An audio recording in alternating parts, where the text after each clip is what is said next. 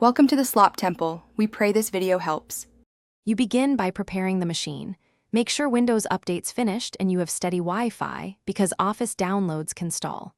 Once ready, sign into your Microsoft 365 account and start the official installer. Allow admin permissions when prompted. After installation finishes, open Word or any Office app to trigger activation and updates, which complete setup. This first action gets you a licensed, updated Office suite, so make sure activation succeeds before moving on. Once Office is installed, configure how you'll work. Set the default save location to OneDrive if you want cloud backup, or this PC for local files. Enable autosave for real-time protection.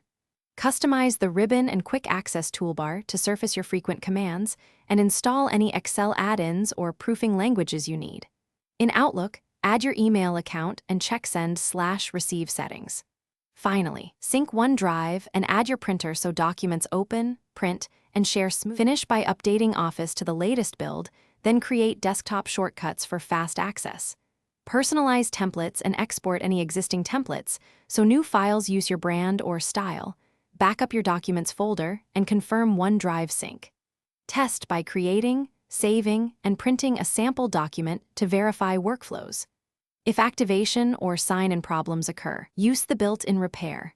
Go to Settings, right arrow Apps, right arrow Microsoft Office, right arrow Modify, choose Quick Repair, and then restart. This resolves most issues. Thanks for watching. Consider subscribing if we helped you.